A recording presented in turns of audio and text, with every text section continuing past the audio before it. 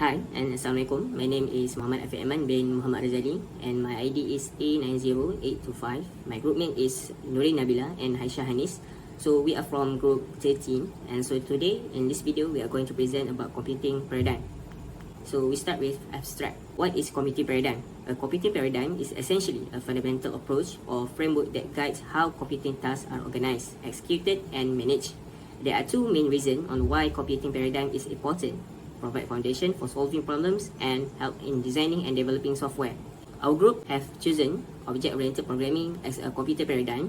To justify the reason is because OOP is modular and maintainable, which is OOP break down complex problem into a smaller self-contained objects.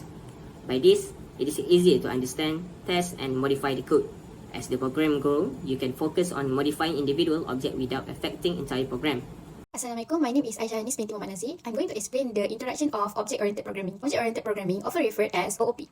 OOP is programming languages that employ objects. Object-oriented programming seeks to incorporate real-world concepts such as inheritance, encapsulation, and polymorphism into programming. The primary goal of OOP is to link together data and functions that operate on it so that no other part of the code can read it except that function. OOP has a rich history that dates back to the 1960s. The first one is early concepts is Simula. Second one, development and enhancement, which is Smalltalk. The third one, popularization and commercial application, which is C++. The fourth one is mainstream acceptance, and the language used is Java and Python. The fifth, which is the last one, is modern times and future developments. Language used is C#, Ruby, and Swift. Next is the main characteristic. First one is class, second one object, and the third one is method. Next, definition and architecture of OOP. The first one is class. What is class? A class is a data type that can be defined by the user. It is formed up of data members and member methods that can be viewed and utilized by creating an instance of the class. It defines the collection of properties of or methods that apply to all objects of the same type. A class is similar to a blueprint for an object. For example, consider the class of laptops. There may be many laptops with different brands, but all of them will share some common properties, like all of them will have keyboards, screens, and touchpad. So here, laptop is the class and keyboard, screen, and touchpad are their properties.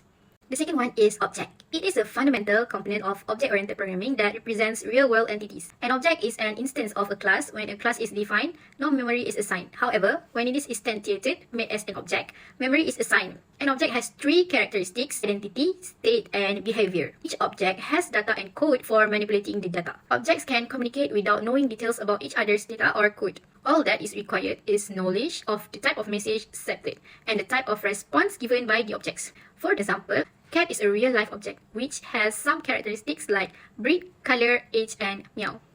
The third one is method. Method is function that is defined within a class and describes the behaviors or actions that an object of the class can perform. Methods operate on the data contained within the objects, instances of the class. For example, consider the horse class with methods to describe its behaviors. Jump, eat, run, and kick are the methods. Hi and Assalamualaikum, my name is Nurin binti BAHRIN. The first essential characteristic of OOP is inheritance.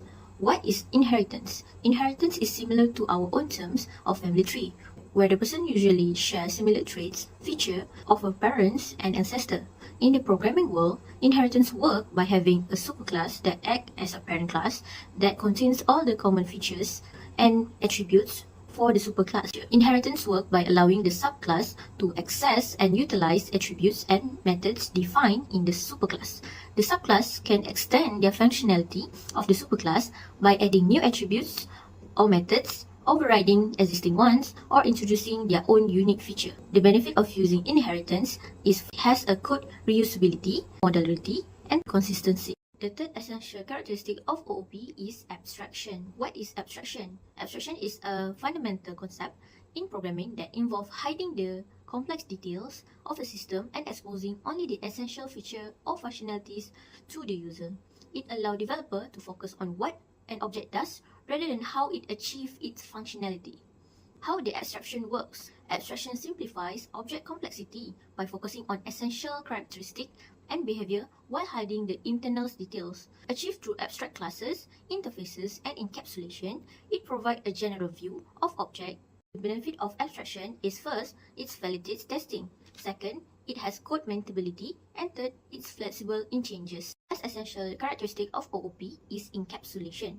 What is encapsulation? Encapsulation is a core principle of object-oriented programming that involves bundling the data, which is attribute, and the method, which is a function that operate on the data, into a single unit, typically a class. It restricts direct access to the sum of the object component, which is essential in maintaining integrity of the data. How the encapsulation works? Encapsulation works by having different access level for each attribute and method of the class. The levels are achievable by having modifiers such as private, protected, and public. The benefit of encapsulation is simplified interface, data protection, and improved maintainability. Let's look at the sample code of encapsulation. For the class bank, it has three types of attribute, which is private vault, protected meeting room, and public lobby, where each have a different level of accessibility. We have three types of method, which is private method, protected method, and public method. For the private method, I assign it to be access private vault. So for the protected methods, it has access meeting room. Public method, it only has access to the public lobby. These three types of method have different level of security and accessibility. As for the user class, they will have to assign their names and their roles. As for the output, the first output is the customer. So when Miss Aisyah entering her name and her role as a customer, the system will welcome Miss Aisyah as a customer and only have access to the public lobby. On the second output, which is employee, which is Miss Nurin, that she is the employee of the bank, she is welcome to use the public lobby and accessing the protected meeting room. As for the third output, which is the boss, Mr. AFIQ, the system will welcome him as a boss and give access to the public lobby, the protected meeting room, and the private vault. Our group has compared OOP with procedural programming. So we start with object-oriented programming. The first one is object-oriented programming, follow a bottom-up approach. The second one is object-oriented programming has access specifier like private, public, protected, and etc. The third one is adding new data and function is easy. The fourth one is object-oriented programming provides data hiding so it's more secure. We move on for the next, procedural programming. Procedural programming follows a top-down approach. There is no access specifier in the procedural programming. Third one is adding new data and function is not easy. Procedural programming does not have any proper ways of hiding data, so it is less secure. In this slide, I'm going to explain about the benefit and the downside of object-oriented programming. We're going to start with the benefit first. OOP follows a bottom-up approach. OOP language allows to break the program into a bit-sized problem that can be solved easily. OOP system can be easily upgraded from small to large system. It is very easy to partition the work in a project based on objects. The downside of OOP. First, it requires more time to be executed that leads to slower execution of the program. We cannot apply OOP everywhere as it is not universal language. It is applied only when it is required. Next, OOP language often have a performance cost compared to a procedural language due to the additional abstraction layers introduced by object and encapsulation.